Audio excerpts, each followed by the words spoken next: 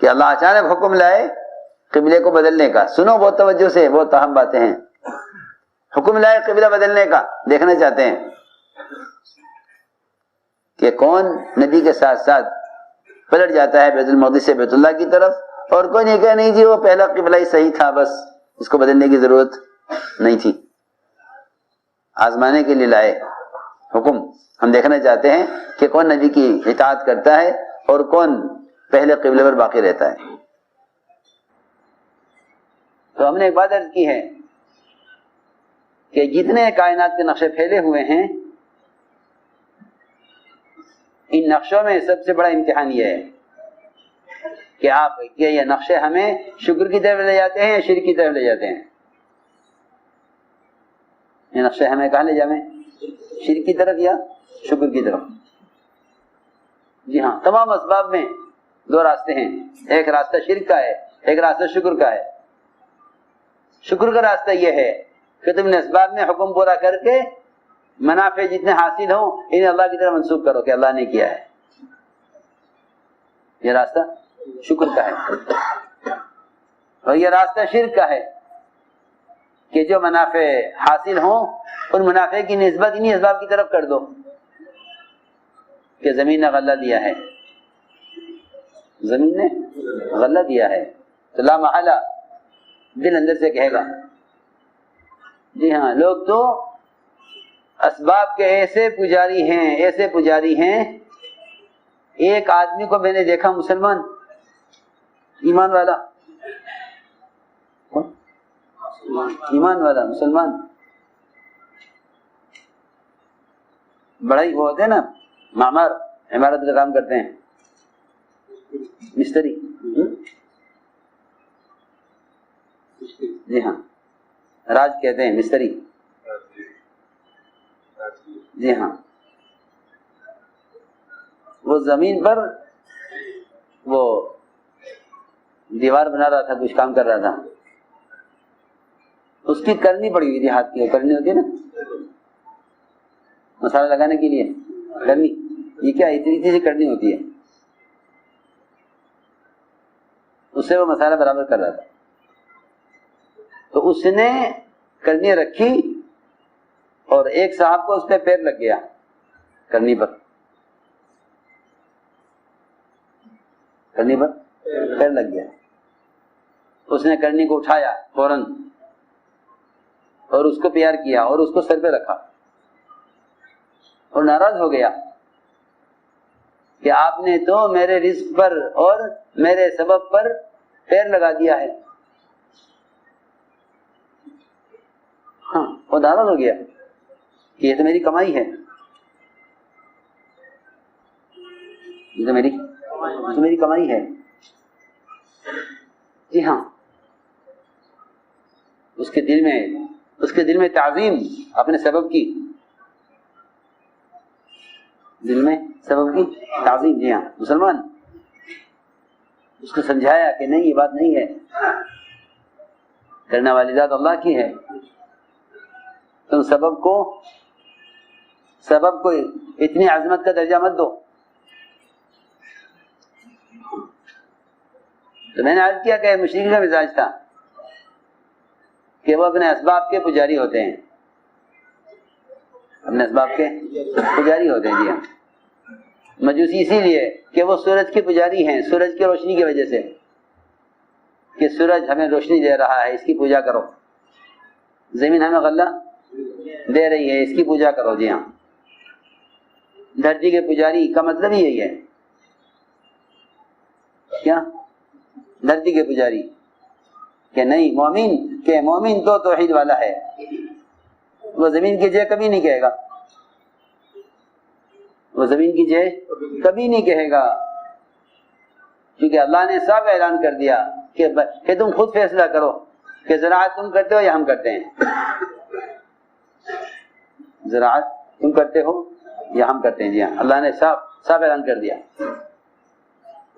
کہ فیصلہ کرو کہ زراعت تم کرتے ہو یا ہم کرتے ہیں.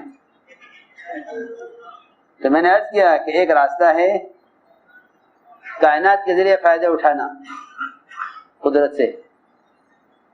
تو ان کے ساتھ دو نقصان ہیں. ان کے ساتھ دو نقصان ہیں. ایک نقصان تو یہ ہے کہ اللہ تعالیٰ انہیں کائنات میں دے کر نمٹا دیں گے، آخرت میں ان کا کوئی حصہ نہیں ہے. یہ قرآن نے صاف کہا ہے کہ جو دنیا کو بنیاد بنا کر چلے گا ہم اس کو اس کی کوشش کا بدلہ دنیا میں دے دیں گے، آخرت میں اس کے لیے کچھ نہیں ہے، اس کے لیے آخرت میں کچھ نہیں ہے. ایک نقصان تو یہ ہے کہ اللہ دنیا میں دے کر نمٹا دیں گے اور آخرت میں کوئی حصہ نہیں ہوگا. دوسری بات یہ ہے کہ دنیا میں ملے گا اسباب کے راستے سے ایک بار، وہ بھی غیر یقینی ہے، وہ بھی غیر یقینی ہے. اور احکام کے راستے سے بار بار ملے گا اور یقینی ہے. یہ فرق ہے مومن اور مشرک کے اسباب میں، کہ مومن کو اسباب سے ملے گا، کہ مومن کو احکام کے راستے سے ملے گا بار بار، اسباب کے راستے سے ملے گا ایک بار، وہ بھی غیر یقینی ہے. حضور اکرم صلی اللہ علیہ وسلم اور آپ کے صحابہ، آپ کے صحابہ کے واقعات سے اندازہ ہوتا ہے کہ یہ اسباب سے بار بار لیتے تھے، ان کے اسباب ان کو بار بار دیتے تھے. یہاں مشرکین کے اسباب انہیں ایک بار دیتے تھے، اور آج بھی خیال یہی ہے لوگوں کا کہ بھینس دودھ دے چکی ہے دوبارہ نہیں دے گی. لوگ اس اللہ کے ضابطے سمجھتے ہیں کہ بھینس دودھ دے چکی ہے دوبارہ نہیں دے گی، اگلا وقت آئے گا تب بھینس دودھ دے گی. ابو بکر رضی اللہ تعالیٰ عنہ نے سفر ہجرت میں ایک مشرکہ عورت سے، اس کے ریوڑ سے بکری طلب کی دودھ لینے کے لیے. اس نے کہا کہ میرے ریوڑ میں کوئی بکری دودھ دینے والی نہیں ہے، ساری بکریاں چھوٹی ہیں، کوئی دودھ کے قابل نہیں ہے. فرمایا ابو بکر رضی اللہ عنہ نے کہ دودھ تو اللہ دیتے ہیں، دودھ تو اللہ دیتے ہیں اپنے خزانے سے، کیونکہ خون اور گوبر کے درمیان سے دودھ کا نکلنا یہ اللہ کی قدرت نہیں ہے، یہ تو قدرت کا تعارف ہے. میری بات دھیان سے سننی پڑے گی. ہاں، یہ قدرت کا تعارف ہے، یہ قدرت کا تعارف ہے. جی ہاں، یہ اللہ کی قدرت کا تعارف ہے